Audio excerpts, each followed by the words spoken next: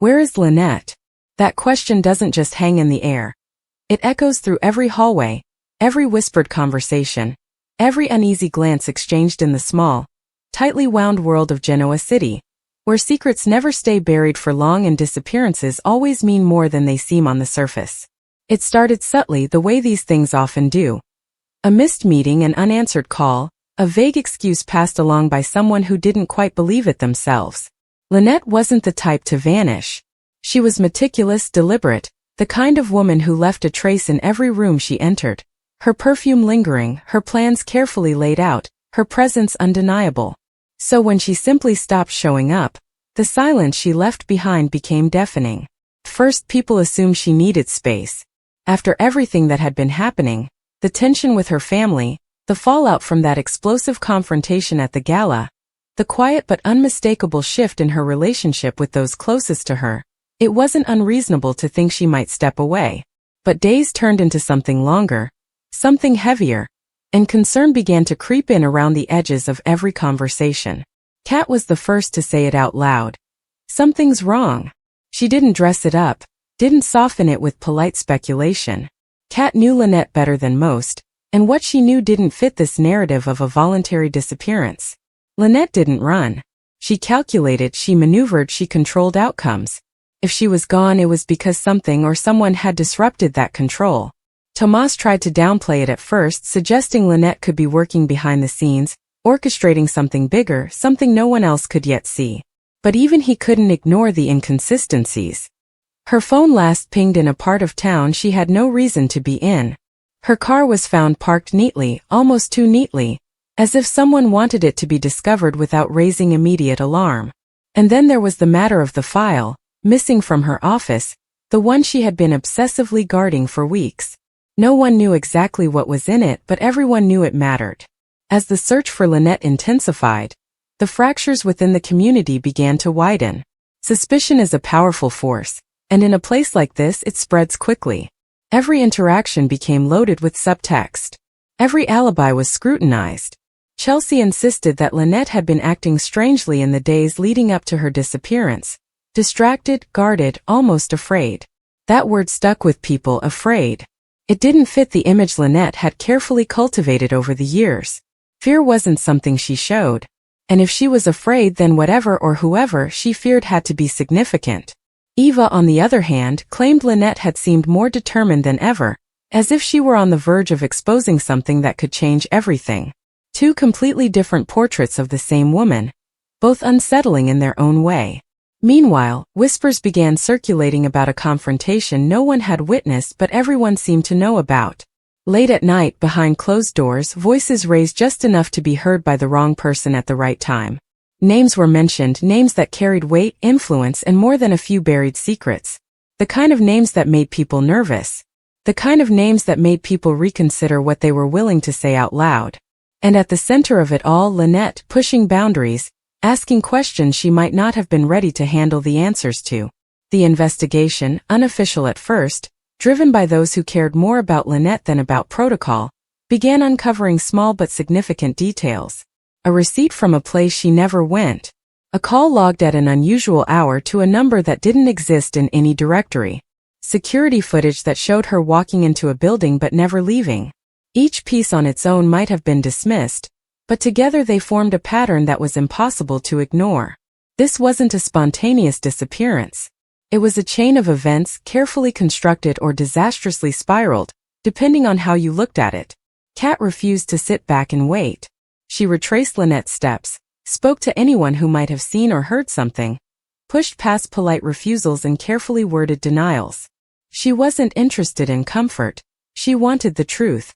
Tomas, despite his earlier reluctance, found himself drawn deeper into the search, his instincts telling him there was more at play than anyone was willing to admit. And as they dug deeper, the picture that began to emerge was far more complicated, and far more dangerous, than they had anticipated. There were indications that Lynette had been investigating something tied to multiple people, something that connected past events people thought were long resolved. Old wounds reopened, old alliances tested. And in the middle of it all, Lynette, pulling at threads that perhaps should have been left alone. The missing file became a focal point. Whatever it contained, it was important enough for Lynette to protect, and important enough for someone else to make it disappear. The question was whether Lynette had hidden it, or whether it had been taken from her. As tension mounted, cracks began to show in even the strongest relationships. Trust became a rare commodity. People started choosing sides, even when they didn't fully understand what those sides represented. And through it all, the question remained unanswered. Where is Lynette? Was she hiding, waiting for the right moment to reveal what she had uncovered? Was she being kept somewhere against her will, a pawn in a much larger game? Or had something happened to her that no one was yet ready to face? Then came the first real break in the case, a message. Not a call, not a direct plea for help, but something far more cryptic. A single line sent from an untraceable source, using a phrase only a handful of people would recognize. It was unmistakably Lynette's voice, her way of communicating without saying too much. But the message raised more questions than it answered. It suggested she was alive. It suggested she was aware of what was happening. And most unsettling of all, it suggested she didn't want to be found. Not yet. That revelation shifted everything. The search was no longer just about finding Lynette. It was about understanding why she was hiding, what she was protecting, and who she was protecting it from. Kat interpreted the message as a sign that Lynette was in control, that this was part of a larger plan. Tomas wasn't so sure. To him, the message felt like a compromise, a way for Lynette to signal her survival without revealing her location, possibly because she couldn't. And if she couldn't, then someone else was controlling the situation. The deeper they went, the more dangerous it became. Warnings started to surface, subtle at first, then more direct. People were told to back off, to let things be, to stop asking questions that could lead to consequences they weren't prepared to face. But by that point it was too late. The disappearance of Lynette had become more than a mystery. It had become a catalyst, forcing everyone involved to confront truths they had long avoided. And somewhere out there Lynette was waiting, watching, calculating. Whether she was orchestrating the chaos or trapped within it remained unclear. But one thing was certain. When the truth finally came to light, it wouldn't just answer the question of where Lynette had gone. It would change everything and everyone left in its wake. The message should have brought relief. It should have calmed the panic, reassured everyone that Lynette was alive and thinking clearly enough to reach out in her own coded way. Instead, it did the opposite. It tightened the tension that had already wrapped itself around Genoa City, like a coiled wire ready to snap. Because if Lynette didn't want to be found, that meant one of two things.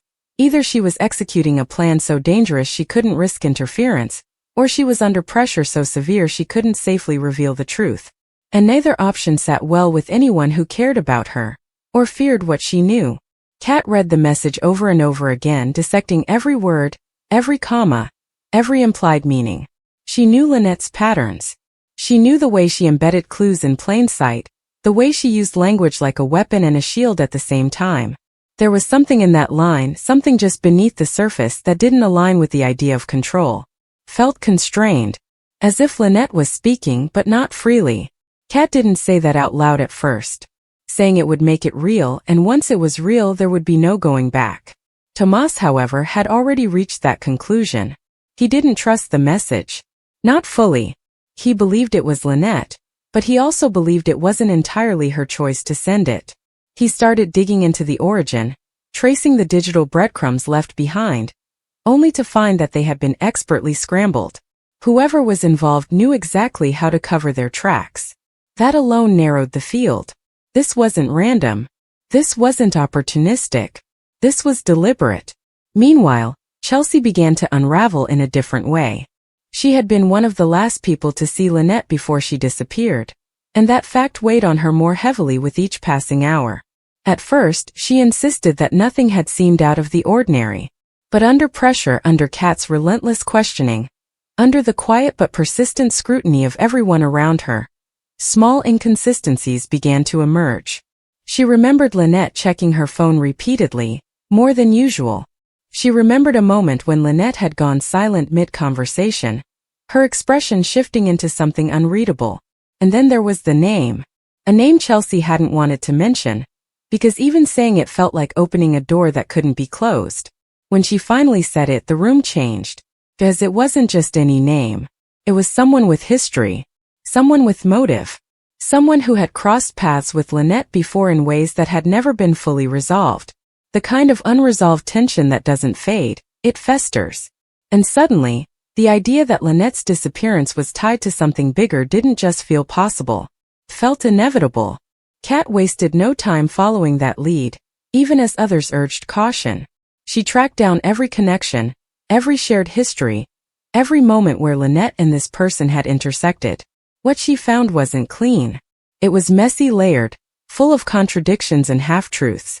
But one thing was clear. Whatever had been between them hadn't ended. It had simply gone underground. At the same time, another piece of the puzzle surfaced. One that shifted the focus yet again. The missing file. For days, it had been treated as a secondary concern, important but abstract. Now it was front and center. Because a copy of it, or at least part of it, had been found. Not in Lynette's office, not in any place she would have left it intentionally, but somewhere hidden, almost like a failsafe. A backup. Precaution. And what it contained was enough to make even the most composed among them pause. It wasn't just information. It was leverage. Evidence of deals made behind closed doors, of alliances that shouldn't have existed, of actions that, if exposed, could bring down more than one person who had spent years building their power. Lynette hadn't just been investigating something. She had been building a case. And if she had gotten too close to the truth, it would explain why someone might want to stop her. Or control her. Tomas began to see the pattern more clearly now. The message. The disappearance. The missing file. The resurfaced connections. It all pointed to a single conclusion. Lynette wasn't just caught in the middle of something. She was central to it. Whether she intended to be or not, she had become a threat. But to whom? That question became the new focus. And with it came a new wave of paranoia. Because the more they uncovered, the more it seemed like the answer wasn't just one person. It was a network. A web of interests, each connected in ways that weren't immediately obvious but became undeniable when viewed from the right angle. And if that was true, then anyone involved in searching for Lynette was putting themselves at risk. Warnings turned into intimidation. Intimidation turned into direct interference. Leads disappeared. People who had been willing to talk suddenly weren't. Doors that had been open were now firmly closed. And still, Kat and Tomas pushed forward, driven by a mix of determination and the growing realization that stepping back wasn't an option anymore. Then came the second message. Shorter than the first. Sharper. Less ambiguous. This time there was no room for interpretation. Lynette wasn't just telling them to stay away. She was warning them. Not about herself, but about what would happen if they kept digging. It was the kind of message that could be read two ways, as a genuine attempt to protect them, or as something she had been forced to say. Kat didn't hesitate. That's not her choice, she said, her voice steady but her eyes betraying the storm beneath. That's someone else speaking through her. Tomas didn't argue, because by then he believed it too. The urgency shifted. This was no longer about respecting Lynette's wishes. It was about getting to her before whatever or whoever was influencing her situation made things irreversible. And then just when it seemed like they were running out of options, a break came from the most unexpected place. A location. Not precise, not exact, but enough to narrow the search. Enough to point them in a direction they hadn't considered before. It was tied to something from Lynette's past, something that had seemed irrelevant until now. A place she had once described as off the grid. Somewhere no one would think to look unless they knew her well enough to understand what it meant. Kat understood. And as the realization hit, so did something else, fear. Not the kind that paralyzes, but the kind that sharpens everything, that makes every instinct louder, every decision more critical. Because if Lynette was there, if she had gone there willingly or been taken there, then whatever was happening had reached its final stage. There would be no more waiting, no more guessing, only confrontation. And the truth, whatever it was, would finally come out, whether anyone was ready for it or not. The door didn't creak open dramatically. There was no cinematic pause, no slow reveal meant to soften the blow of what waited on the other side. It opened cleanly, almost quietly, and somehow that made it worse. Because whatever was behind it wasn't trying to announce itself. Didn't need to. The room beyond was dim, lit only by a narrow strip of light filtering through a high dust-streaked window. At first glance it looked empty. Bare walls. Concrete floor. Nothing obviously out of place. But the longer they stood there, the more the details began to surface, like an image developing in slow motion. A chair. Positioned in the center of the room, not casually placed but deliberately anchored, its legs bolted to the floor. Not abandoned, used. Kat's stomach dropped. No. Tomas stepped forward first, his movements measured, controlled, even as the tension in his shoulders betrayed what he was thinking. He crouched slightly, inspecting the base of the chair, the faint marks on the ground around it. Scuffing. Pressure. Signs of resistance. Not chaotic, not violent in the obvious sense, but controlled. Contained. This wasn't temporary, he said under his breath. Whoever set this up, they planned for someone to be here. Lynette, Chelsea whispered, her voice cracking as the reality began to settle in. She was here. Kat didn't respond immediately. Her eyes had shifted past the chair, past the center of the room, locking onto something along the far wall. A small shelf. Easy to miss if you weren't looking closely. And on it, an object that didn't belong in a place like this. A phone. Not just any phone. Lynette's. Kat crossed the room quickly, her heartbeat loud in her ears as she picked it up. The screen was dark, but when she pressed the button it flickered to life, battery low but not dead. That meant it hadn't been here long. Or it had been turned off deliberately. Why would she leave this? Chelsea asked, stepping closer but not too close, as if the device itself might reveal something she wasn't ready to face. She wouldn't, Kat said immediately. Not unless she had to. Tomas straightened, his gaze sweeping the room again, sharper now. Or unless she wanted it found. Kat glanced at him. You think this is another message? I think everything here is intentional, he replied. The chair. The setup. The phone. None of this is random. Kat looked back down at the screen. No missed calls. No recent messages visible.